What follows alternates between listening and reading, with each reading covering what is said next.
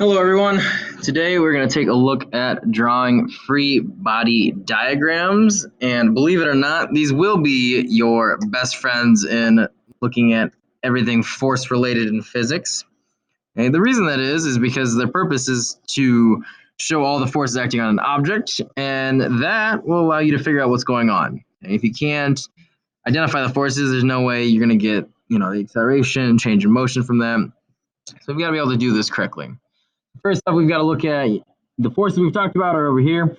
And because scientists are lazy and it just makes life easier and cleaner, instead of writing out, gravitational force, we just abbreviate as FG, normal force is FN, and et cetera, et cetera.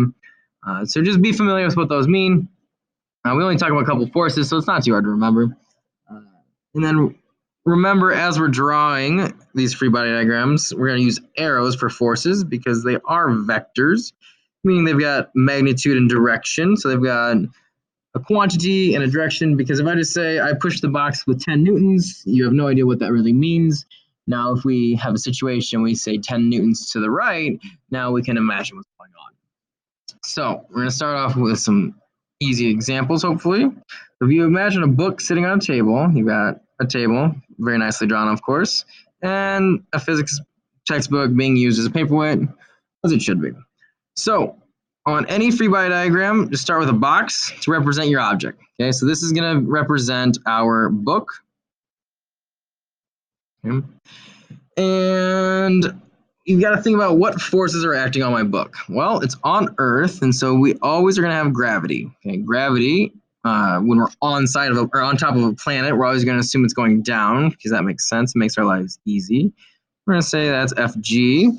And in parentheses behind that, we're going to say what is exerting that force. And so in this situation, Earth is exerting my force of gravity. Now, my book is not accelerating any direction, and so we know that that table is also pushing up on my book. And as it's not accelerating, we know those forces are going to be balanced. And so the arrow for my normal force going up and the arrow for my force of gravity going down should be about the same.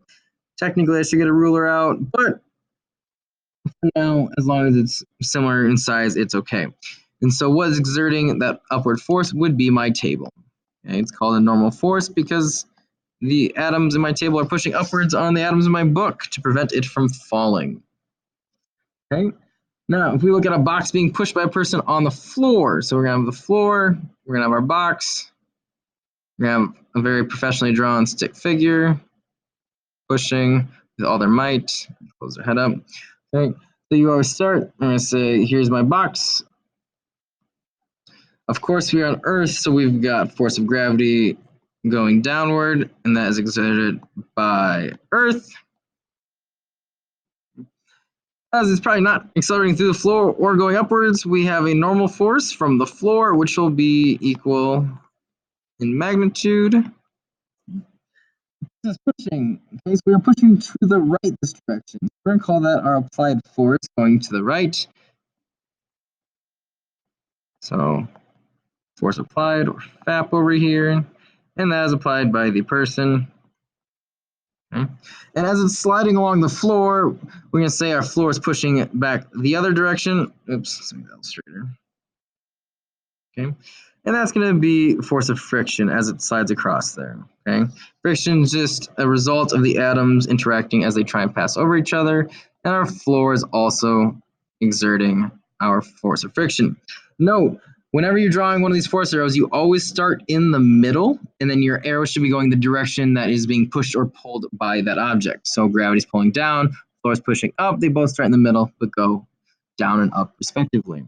And this is the first step to doing any force problems.